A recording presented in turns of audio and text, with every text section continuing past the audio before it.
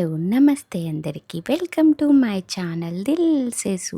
ఒక మనిషిని ప్రపంచం మొత్తం మర్చిపోయిన తన బాధ్యతను మాత్రం ఎప్పటికీ మర్చిపోడు. అతని స్పైడర్ మ్యాన్. ఇది కేవలం మరో మార్వెల్ సినిమా కాదు. పీటర్ పార్కర్ జీవితంలో మొదలైన ఒక కొత్త అధ్యాయంగా కూడా చెప్పొచ్చు. నో వే హోమ్ తర్వాత ప్రపంచం మొత్తం పీటర్ పార్కర్‌ని మర్చిపోతుంది. అలాంటి ఒంటరి జీవితంలో తన బాధ్యతను మళ్ళీ ఎలా నిర్వర్తించాడు, శత్రువులను ఎలా ఎదుర్కొన్నాడు అనేది ఈ సినిమా ప్రధాన కథ అనమాట. ఈ సినిమాలో యాక్షన్ మాత్రమే కాదు, ఒంటరితనం, బాధ్యత, ఆశ, త్యాగం వంటి భావోద్వేగాలకు కూడా మంచి ప్రాధాన్యత ఉంది. టామ్ హాలండ్ మరోసారి తన నటనతో ఆకట్టుకున్నాడు. ప్రతి ఫైట్‌కు మంచి ఎమోషనల్ కనెక్ట్ ఉండడం ఈ సినిమాకు ప్రత్యేకమని చెప్పొచ్చు.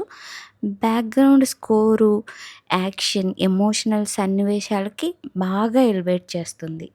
ఎంజే పాత్రలో తన ప్రత్యేకమైన వ్యక్తిత్వంతో పాత్రనైతే సహజంగా బాగా ఆకట్టుకుంది. స్క్రీన్ టైము ఎక్కువ కాకపోయినా ఆమె కనిపించే ప్రతి సన్నివేశం అయితే చాలా బాగుంది. ఈ మూవీ ప్లస్ పాయింట్లు ఏంటంటే టామ్ హాలండ్ అద్భుతమైన నటన, గ్రౌండెడ్ భావోద్వేగ స్టోరీ, అద్భుతమైన యాక్షన్ మరియు విజువల్స్, బ్యాక్గ్రౌండ్ స్కోరు చాలా బాగా ఉంది.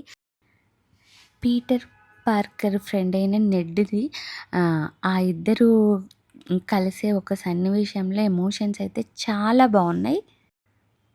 సేడీ సింక్ అయితే ఈ మూవీలో కొత్త పాత్ర. ఆమె పాత్రని నేను రివీల్ చేయదలుచుకోలేదు. మీరు మూవీకెళ్ళి చూడండి. మార్క్ రఫెల్లో హల్క్ పాత్రలో ఫుల్ ఎంజాయ్ చేయొచ్చు మనము. పీటర్ జర్నీలో కీలక పాత్ర అని చెప్పొచ్చు. ఈ సినిమాలో కొత్త కొత్త విలన్స్, కొత్త ఫేసెస్ రావడంతో స్పైడర్ మ్యాన్‌కి కొత్త అధ్యాయం ప్రారంభమైంది అనే చెప్పొచ్చు. మీకు కనుక ఈ వీడియో నచ్చినట్టయితే లైక్ చేయండి, షేర్ చేయండి, సబ్స్క్రైబ్ చేయండి. మీ Dil Sesu. Thank you for watching.